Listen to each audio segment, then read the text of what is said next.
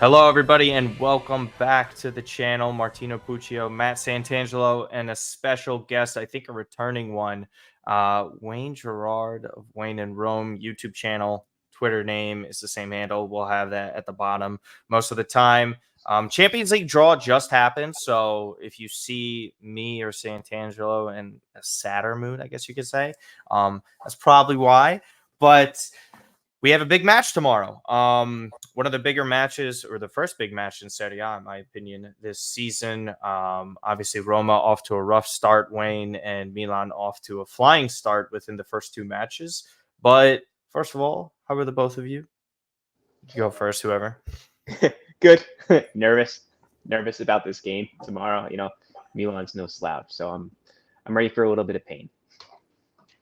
Santangelo? Yeah, no, you mentioned it. Good start for Milan to the season. But as we saw last year, the two results against Roma were very dicey. The first game being the match for Milan were ahead 2-0, conceded 2 goals very late, and that was almost like the turning point for the worst for their season. And then even in that game late where they got a goal from Alexis Salamaker. So I don't know. I think when it comes to two good teams competing against one another, I never get too ahead of myself. I always kind of stay humble and hope that, the result is there at the end. Yeah, I mean, those were two of the crazier games in a crazy Serie A to begin with, because both times the home team looked like they were about to secure 3 points, and then they just collapsed. Mm-hmm. And I know you talked about that a good amount, Wayne, on the Kicks and Picks podcast, about how Roma really plays towards later on in matches and how difficult they could be, in a good and bad way, as we know. So, but listen, I mean, it was a rough start in the first two matches. I mean, what can you do? I think every Serie A club or fan has experienced a kind of washed up player like Antonio Candreva has been, where they just score worldy goals on you out of nowhere, and it pretty much cost you points at the start of the season. I know Quagliarella is always a player that has done that to Milan or Napoli, basically a lot of teams. But Candreva there, and then I think the loss against Verona was especially, I think, more of a kick in the gut, I would say, just from the outside perspective. I'll let you get your thoughts on that.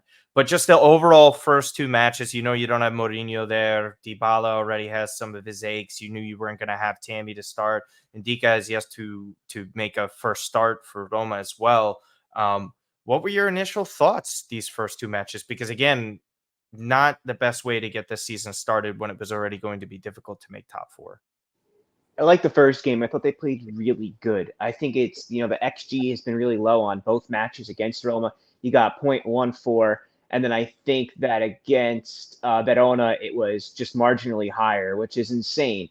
The fact that these goals go in, there's been individual errors. It makes me think about, a topic we're going to get to with Lukaku.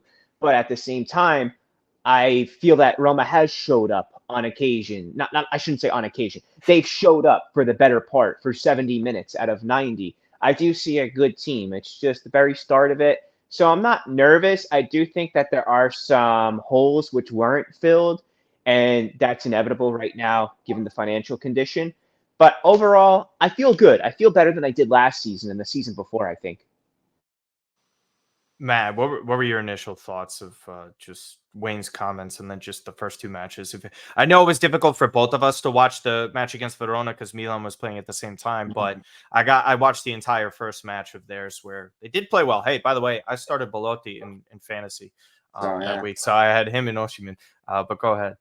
Yeah, no, I think Wayne is spot on. I think there were some good things that Roma did in these first two games that you can try to at least take from and move forward with, especially, game obviously this weekend, or in this case tomorrow, Friday, versus Milan, which is going to be a tough battle for them. I think that, you make a good point in the sense that there's still some players that have to settle in and that you haven't seen in the first couple matches, right? You mentioned Dybala, how influential he was last year, goal scorer, creator. We know what he's capable of when he's fit and on the field.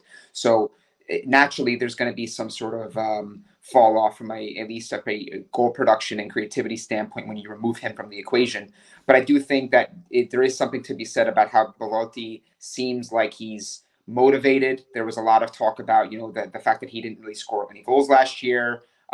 He came in on free any goals, right? He was a free transfer. And they've already gotten a decent amount from him so far. So I think when you're able to throw him into the equation up front with the Dybala, with Lukaku, who is newly, in my opinion, will be newly motivated, given the fact that he maybe didn't get the other moves that he was looking for. Of course, we all know that that's not the secret here. There was talks at Juventus, there was talks at Inter, and he's at Roma. And I think there's obviously something there where he's gonna be really hungry to prove that to those other clubs and to other clubs that think, maybe he doesn't have it, that he can be a clinical player for a large part of the season. So with what they haven't done in the first two games, I still think there are some things to take away from. And as I mentioned off the top, when they come up against Milan, I think that there is some motivation for that because they know they got to get something from this game. You don't want to start in such a hole to start the first three matches to the point where now you're having to really chase the rest of the season. So I think that Roma, we can't sleep on them for sure.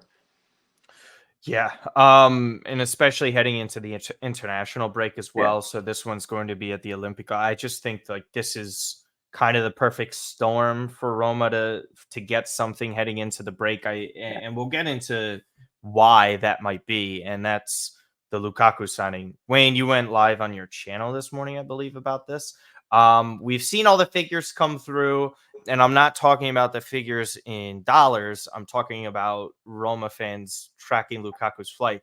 I saw a statistic. I'm sure it's bullshit, but it was only 50,000 people behind the Queen Elizabeth situation. I don't know exactly what it was, if they were following her casket or something, but either way, we know when Roma make a marquee signing like this, it's always impressive with the showing of the fans and the capital. We saw with Dybala last year. That was honestly the craziest player introduction I've ever seen, especially for someone that's like at where he's at currently in his career, where he may not be on his prime. Very similar to Lukaku, and I would even say Lukaku, Dybala, and Mourinho were kind of all in the same situation in the sense that a lot of other big clubs or situations don't truly love them as much, and they're kind of not able to find a home that they would have liked. Like Dybala wasn't able to get the deals that he wanted, where he wanted to go as well, whether it's staying at Juve or going to Inter. Same with Lukaku, like Juve didn't want them. And then we know Mourinho's situation where he hasn't really gotten that type of marquee job that he used to get all the time. So to kind of see this culminate and come together here, I don't think Roma could have come out with a better situation and player, to be honest with you, because Wayne, you and I have talked about the Tammy Abraham loss was just substantial. Regardless if Belotti would do better than he did last season, Roma were still going to need somebody that could guarantee at least 10 to 15 goals in a season. And you got your guy in Lukaku, regardless of the structure of the deal. This is a marquee signing, honestly. And like Matt said, I think he's going to be properly motivated. So what were your initial thoughts of this? I thought it was a good opportunity. You get the chance to take a player like this in, a champion, somebody who knows the league, somebody who's going to get you at least 15 goals a season, and you take it. The things that I don't like, one, that it is big wages. Two, that they're paying for the loan. And I do have to feel that there could have been the money situated in a different way. It could have been sent to the goalkeeper. It could have been used for a defensive midfielder. Mm-hmm. So I think that the city has a right to be excited. Should there be this euphoria? I don't know. I think it's fun. I think it's cool and it's good. But I do think that the excitement can overshadow the fact that Roma's incomplete. And the reality is that the club is in a really tough financial position and that they don't own the majority of players who've come in over the past 2 years, that the squad is getting older, and that you now have your two strikers, your two main strikers around like 30 years old. And Belotti, had 2 goals, but Lukaku, he had his own situation with, he was supposed to go back to Inter, and then all of a sudden he's going to Juventus, and then nobody wants him, and then Roma's like, we'll use you. And then it's almost being treated like it's this massive coup, and Roma went above and beyond to get one of the best players in the world, where there's so much more to it. And you see that this is a striker who was kind of running out of options and saw this opportunity as well as Roma, and it was a good match. I think it is a great match, and I think that the presentation, everything's been good. But the fact, like, you have so many people like taking off of work or just showing up at the airport and like tracking the flight, I'm like, I don't know, bro. Like, it's good. It's good. And I think it stops at good. I don't think it's more than that. I think that's a really real honest assessment of the deal, because I think, you can get caught up in the name, and you can get caught up in the fact that, well, we got Lukaku, who, he had a monster season under Conte. He had, big seasons in the Premier League. He's, I believe, the most prolific goal scorer for Belgium international team. Like, this guy has a pretty substantial body of work. So your first reaction would be, well, we got Lukaku. Like, that's pretty impressive. When we got him on a loan, we didn't have to spend 50, 60 million in this market for a striker, which is unparalleled. But I think the way you broke it down is, again, it's pretty honest, because I think, when you look at it, you're like, well, did Lukaku join because he all of a sudden really believed in Mourinho? He believed in the project. He loved the city. Or was it, I don't really have many more options. Let's just go to Roma and see what happens. Like, almost in like a prove it year, because he knows that he's never going to play another game for Chelsea. They don't want him. Juventus, the fans said they didn't want him. He basically backstabbed Inter as well. So you're kind of going, and then also the Saudi option was there, and he said, I don't want that.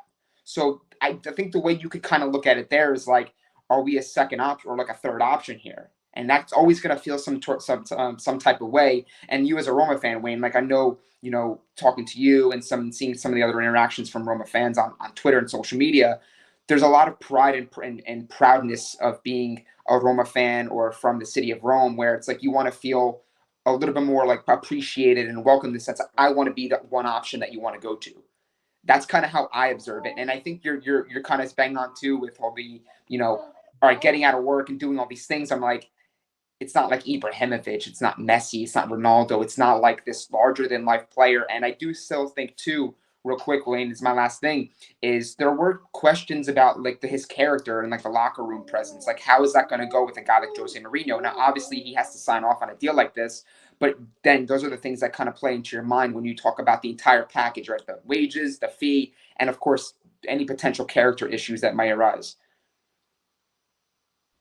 It's borderline caricaturized, which puts me off a little bit, where I'm like, all right, but our keeper is doing a lot of cuts right now, not much of much. And there wasn't a Matic replacement. And Paredes, he's a decent player, but he's no Marco Verratti. He's not Ruben Neves. Like, he's not that guy. He's not Kamara, who's now killing it at Aston Villa. Like, that's not it. And for 3 years, Roma has pretty much missed that player, where I think that it should have been prioritized. Getting in that player that Mourinho is so dependent on has gone without an answer. And I'm borderline confused. Like, I don't understand. I would love to talk to Pinto. Like, and I'm sure he did. Pinto knows football. Mourinho better than anyone. I'm sure he requested this type of player. But, Roma can't spend transfer fees. But the stuff that has been spent, why not allocate it there and then not spend X amount here and feel like you got to sell off the youth players? Because, like I said, aging squad, and now you got this Hollywood type signing, which in reality, there's a little bit more to it than that. Yeah, and that's kind of where I wanted to go with this, on just Roma's outlook in general. Again, it really there's nothing wrong with ambition, but I think ambition should always be taken in strides. And you do it in certain situations. You don't always just try to be ambitious to hype up the fan base or just get people going and try and be provocative, because we could see that happen in the window with Milan in 2017, where they're spending over 200 million euros. Yeah. And it's great to get players with high wages and some of the sexiest names that are in Europe in terms of younger prospects. But if you don't have concrete ideas, and if you put bandages on situations like the midfield with Roma, where it's like, Renato Sanchez, Paredes on paper, are they upgrades compared to last year? Yes, but there's a lot of negatives to it. The wages are kind of high. It's great that you get some help from PSG in that sense, but even Mourinho's already saying it into match day 2, where Renato didn't basically have an injury just yet, and he's already trying to explain, like, hey, this is the type of player that we have to get right now. This is what I have to work with, and he can't be playing 38 matches in a season in the league alone. Forget about Europa League and all these other things. And to me, that just kind of does a disservice to Roma, where I think the ambition is fantastic, but what they're getting on paper is simply the worst goalkeeper out of all the teams that are able to qualify for Europe in Serie A, in my opinion. I think Patricio has been that much of a negative for Roma.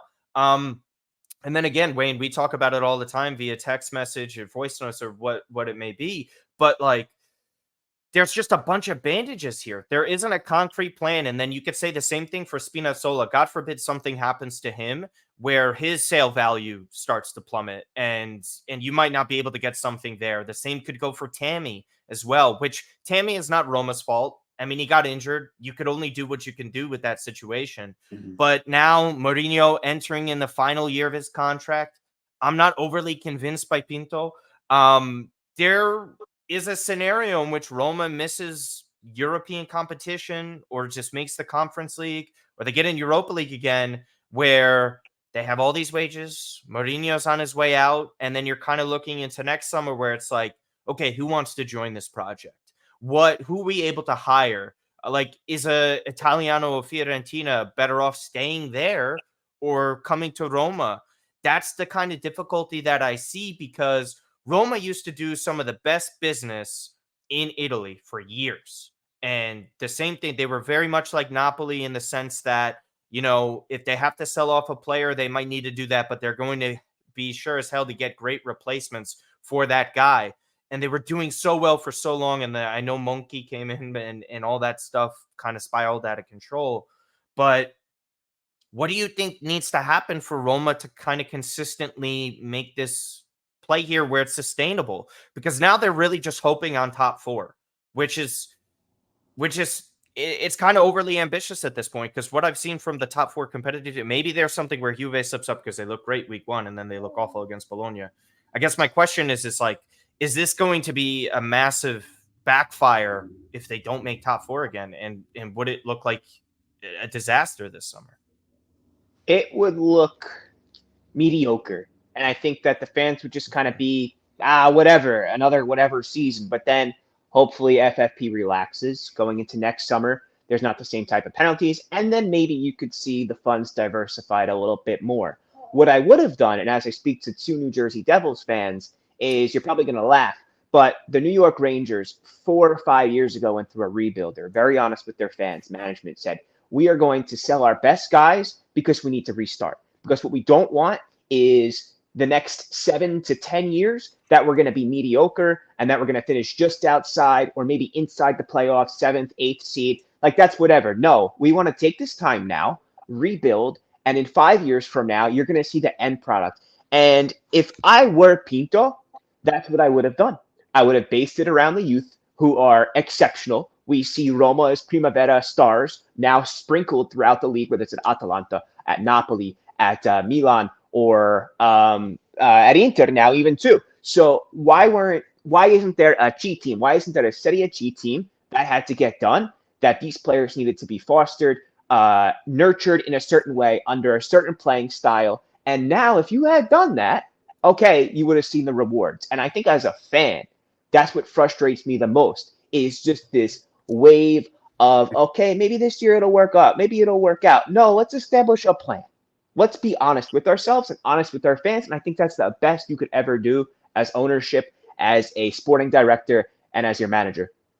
I think it's almost a similar, like you almost, in a way, would love to see Roma take a similar approach to what Milan did, where it's like, let's get back to scouting. Let's get back to scouting the right types of players, the profiles. It might not in the short term work out as far as us reaching our objectives for top four. And I think, to be honest with you, you guys, like, I think that people, top four, yes, it's obviously like the aim for any team that's really essentially not Napoli this year, right? I think Napoli, Inter maybe are probably the two favorites.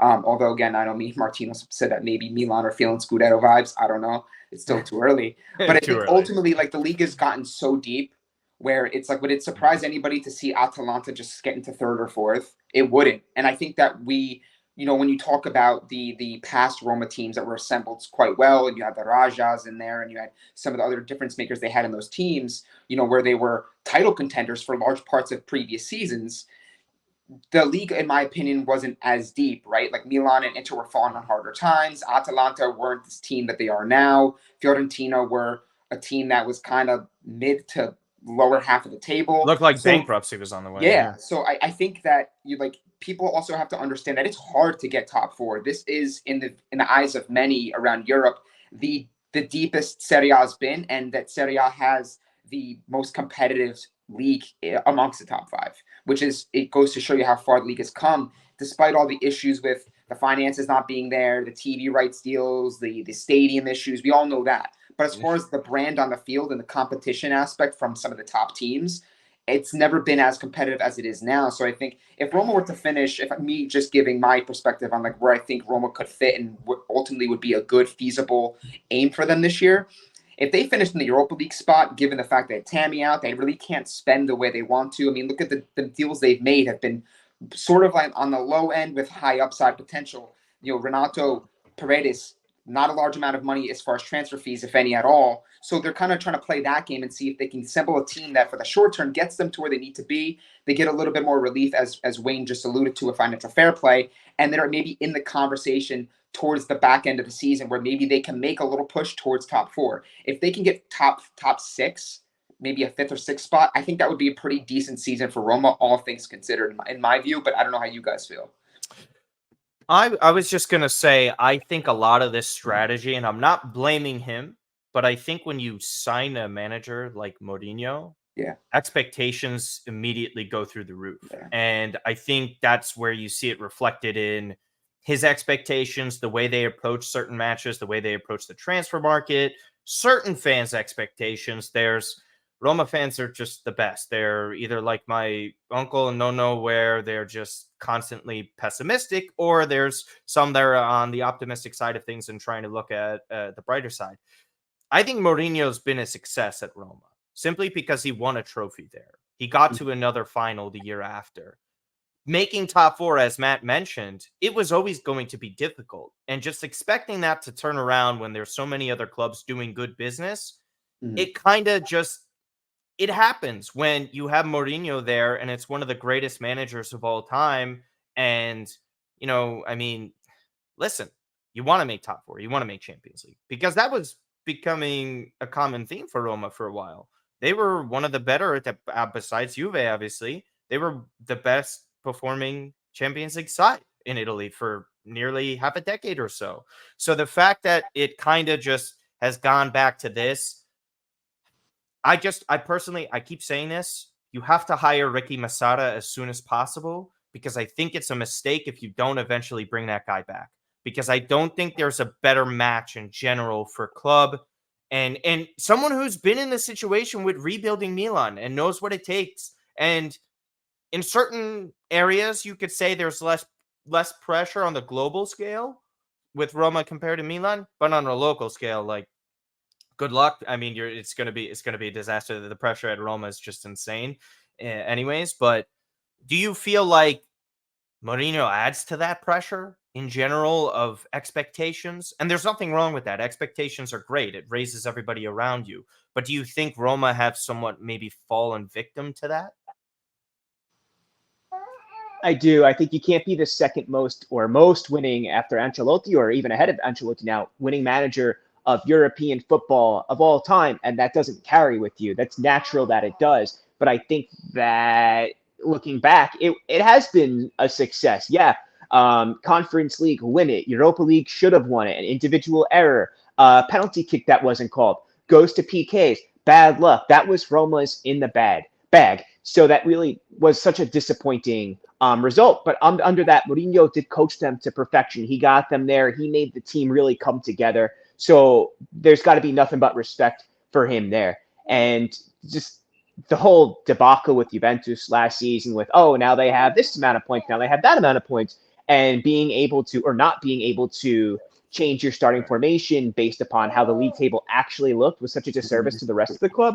The rest of the league, that when we look back on it, it's like, it's not fair to any manager, really. Yeah. So right now, but to answer your question, yeah, totally. You have Mourinho, there's expectations, for sure.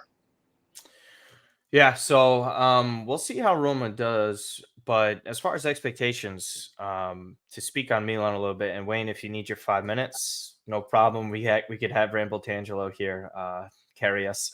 But Matt, I want your thoughts on this, because I know we talk about it all the time. And then Wayne, obviously you jump in whenever you can. This was a really strong showing through 2 matches for Milan, and they're doing very well to start. Some of the answers on the summer signings have been answered relatively quickly. I mentioned this yesterday. Christian Pulisic has 2 goals on the season already. He already matched Salamaker's career high for a singular season in Serie A. So I know that's not the thing everybody wants to hear, but to start off on a good note is great. Tijani Reinders has looked fantastic. Wayne, I know you've already liked what you've seen from him as well. I've seen you comment on him. Just really, I think he was probably the bigger surprise because he's more of an unknown mid-20s midfielder from the Dutch league, and Pulisic is Pulisic. We know him, everybody pretty much on the global scale because of how American sports are covered. What are your thoughts on this? Because now this is kind of really the first true test for Milan too, because it's great when you could beat up on a Bologna and a Torino in the first 2 matches, but Roma away to the Olimpico, regardless of situations, injuries, players, if Mourinho's on the touchline, if Dybala is there, it is going to be a fight. So what were your initial thoughts on going into this match? Well, I mean, I think, obviously, as I mentioned earlier, I think most of the matches against Roma are played pretty tight. And I think, look, even for, what Wayne just mentioned regarding the uncertainty or not really quite sure knowing what the status of Juventus was going to be last year and on the points and how to ultimately approach each game from a personnel and formation standpoint. I think that, Roma maybe are going to this game and they realize, again, this is their first big game, big test of the season. This is a club that's, they're coming up against. It's in the Champions League. They're hosting them in their own yard. There is a lot of pressure, and also off the back of a Romelu Lukaku signing, there is also the raised expectation for them to be a team that can do a little bit more this year. I know whether we rate Lukaku high, middle of the road, or we don't really like him at all, he's still a name that is going to command some attention, and with that attention is going to be expectation to be someone who can deliver goals and crucial goals against top sides. And I think Lukaku's always been, if assuming he plays, which I think he will, even if it's off the bench, Lukaku's tormented Milan.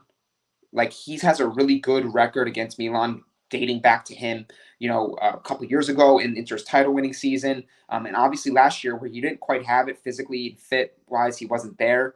But at the same time, this is a player that is really built and really unique to most strikers that we see around Europe. He is a player that can cause Milan problems defensively, specifically Fikayo Tomori, who's had some trouble against more physical strikers. So I think that ultimately this game is going to come down to, I think, Milan's defense, right? Because they still have that in their head from the first match last year where they let that one slip.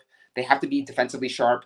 The first 2 games of this season, Milan haven't really had to be nails defensively because they've been in such advantageous positions. So if they did commit an error, which again, they only committed the 1 goal against Torino last weekend, in a match like this, I think when you have Dybala, if he's there, Lukaku, some of the other players that they have in that Roma side, Milan has to put forth a good defensive effort because you're not always going to have matches where you're putting up 3-4 goals, where Giroud's getting penalties and Leao is doing what he does best. Milan needs to be sharp defensively, and I think that's going to be something that we have to kind of focus on heading into this one. So it is, again, one of the true big tests for Milan to start the season. Yeah, and again, projected 11s. We'll talk about it really quick too as well. I mean, there's so many different things, but I want to stick to the match here. So the projected 11 is Milan's going with the same exact 11 that they've ran out the first 2 matches. There's absolutely no reason to make changes, especially before an international break as well. So there's no real need for rotation or anything like that. Get guys assimilated during the international break. Those are players that stay anyways. So yeah, Milan going with that. Wayne, I haven't seen too much regarding Roma. I would assume that Lukaku is not going to be starting. If he would be getting any game time, he would be coming off the bench because he also didn't really play in preseason for Chelsea. Obviously, he was training with the youth team. Dybala, as far as I saw yesterday, did not train, and it doesn't look like he's going to be playing, but I know for sure at this rate, he's not going to start. So again, what is Roma really going to be coming out with? And is it anything that could get done within the first 60 or so minutes? Who knows with the Lukaku situation, but go ahead with that. I think Dybala gets 35 minutes.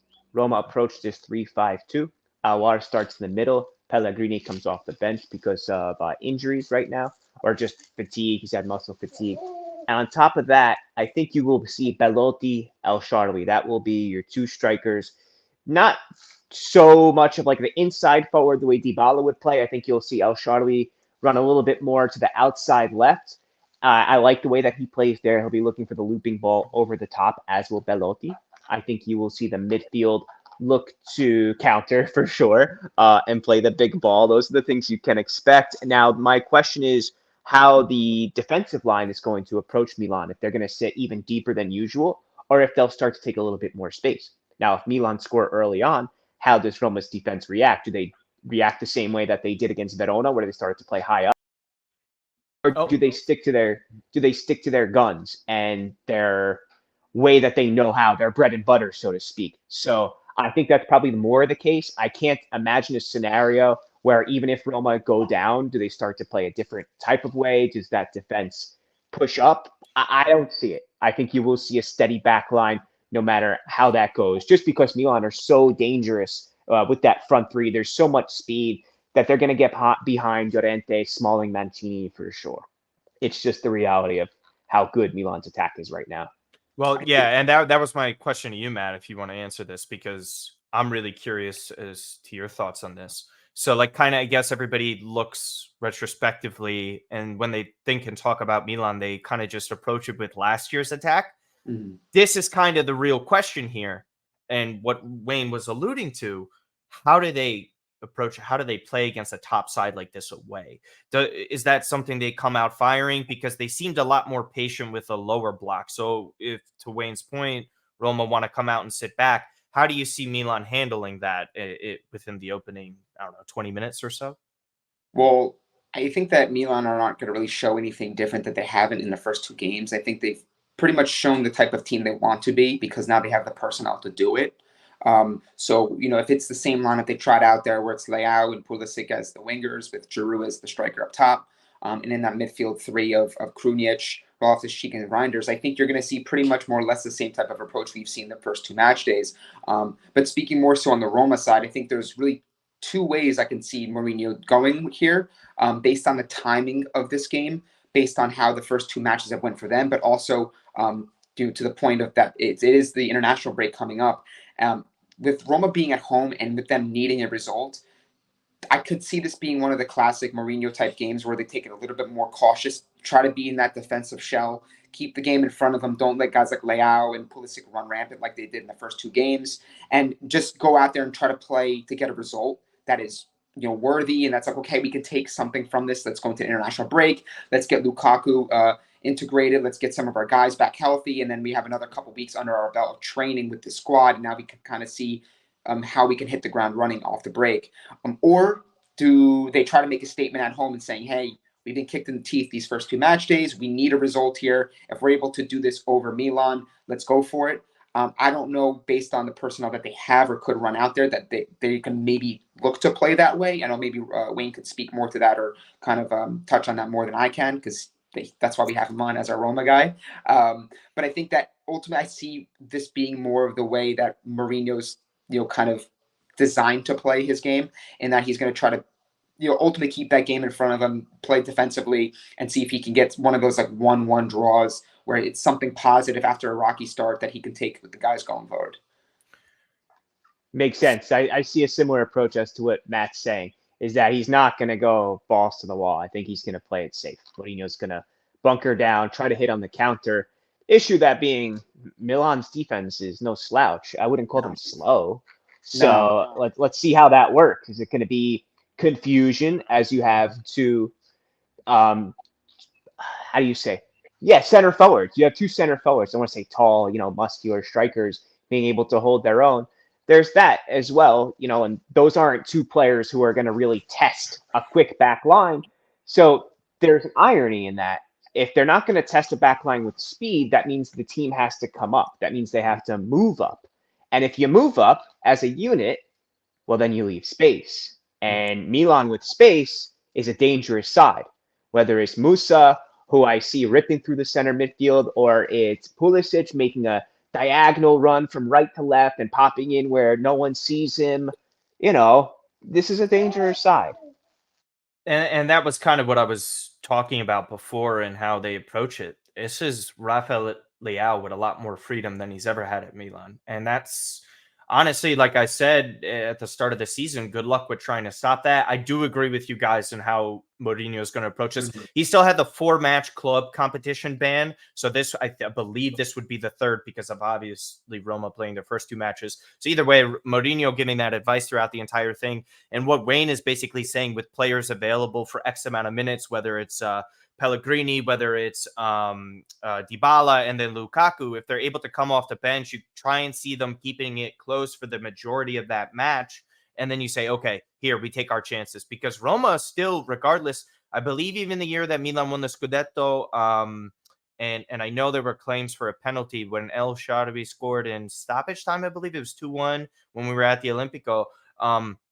That was one of those matches where it's like Roma just turn it on within those last minutes. And again, that goes back to the fact of what Wayne was talking about. And Wayne, if you have to head out right now because I saw you drop that, are there any final thoughts or predictions that you want to give us before your time is up? Yeah, full disclosure, I have a 5-month-old. So if you ever hear like rattling or anything in the background, it's my little baby, and she's next to me right now. Eva, what do you think? What do you think, baby girl? I think Milan is the most dangerous side, but I wouldn't ever bet against my Roma. I know that when this team is put up against the wall, that's sometimes when you see their best performances. I would love to see how Dybala does with his 30 to 35 minutes. I want to see how Pellegrini further proves himself on the pitch, because last season wasn't so good. I want to see what the wingbacks can do. Does Rick Karsdorp come in over Christensen? Does Spinazzola have a decent game? Are the center backs going to be solid? Are they going to be organized? Are we going to see a buildup of chemistry compared to the last 2 matches? Are we going to see them play 90 minutes out of 90? I think that's the biggest question, because Milan, for me, is top 3 favorites in the league right now. So, thank you for making your first appearance as well, Eva. Did I get that right? Best of luck to you. Enjoy your first Milan Roma match. Wayne, we appreciate you so much, guys. Again, as we had it at the bottom of the ticker the entire time, Wayne in Rome YouTube channel. Congratulations on surpassing 1,000 subscribers as well again. So guys, please go and check that out. Go and check out his work that he has. He has written work as well that you can go and find on Twitter. X.com. And then again, you still upload some of your videos as well on Instagram. Is that correct or no? Yeah, for sure. Whether it's like, little thoughts and stuff. I've got stuff all over Urban Pitch, other things that I've written about. It's mostly Italian American calcio stuff. That's kind of my MO, my little niche. But yeah, now it's time to go change some diapers. I think I got a big one here. Oh, okay. And it's not my own. Yeah, no, it's not your own. Hopefully it's not too bad. But Wayne, we appreciate you. We'll talk soon, man. But Wayne is the absolute best, guys. Be sure to check out his channel. One of the more rational Serie A fans in general, and that's very difficult to find these days. So Sant'Angelo, I just want to wrap up over here. We could discuss the Champions League. We could do that on a different video, or we just want to get your predictions in for the end of this. So how about we do that? We'll go with Roma. I know I just decided out loud there. So again, heading into this, Milan plus 180 on the money line last time I checked. So that's pretty damn good value. I know it's away to Roma, but go ahead. What are your thoughts? How do you think this one ends up? I get Milan 2-1 in this one. Stole it again, man. 2-1. I got 2-1. I actually think Leao gets a goal. I think for some of the reasons that Wayne mentioned, if they play a little bit higher up in that back line, I mean, that plays right into Leao's hands. He loves that space in behind. If you get him in any 1v1 situation, he's almost always going to be on the winning side of those encounters. I like Leao getting a goal, and I like him being a big factor in Milan's 2-1 win away to Roma. Yeah, he also has a good scoring record against Roma. He does play very well against them. Definitely, I think he had a brace at San Siro one year. Might have been the top 4 year or the one that they won the Scudetto. I think it was actually when they won the Scudetto in January. Now I think about it. But yeah, I was actually going to go with the same 2-1. They have capable goal scorers. They have so many talented players, whether they come off the bench or not. And like Wayne said, it's really contingent upon how many minutes they play. Something you alluded to as well. I think they eventually get one back. Roma always do somehow against Milan. But again, there's just part of me with PTSD about approaching a team that is very defensive and can be cagey, sitting back, low block. And I know we discussed that and we have confidence in some of our forwards. But yeah, man, I'll go with 2-1. I think Milan are so creative. I think you're going to see a little bit better of Chukwueze off the bench and someone like Noah Okafor as well. And then we'll end up seeing what happens with that. So yeah, 2-1. We're going to be reviewing really quick on our channel as well. So check out the Champions League preview and some of the small market stuff that we're going to be doing. Follow Wayne if you have not already. Santangelo's Twitter has been right there at AC Milan Bros. Also plug your golf stuff, by the way. So if anyone loves golf, Santangelo, big golf guy. So he's starting up on Instagram. I'll share it at a later point when I feel like I have more content up there. But yeah, if you guys are big golf fans and you love some golf content, I have some stuff coming your way as well. Just something different. I know people probably follow me on Twitter for my Milan takes, opinions, my please win tweet, all that good stuff. But I do like golf quite a bit, so just keep an eye on for the details on that. Yeah, absolutely. So again, thank you to Wayne. Thank you to Santangelo as always. So we'll see how Milan and Roma play out, and we'll see you guys later.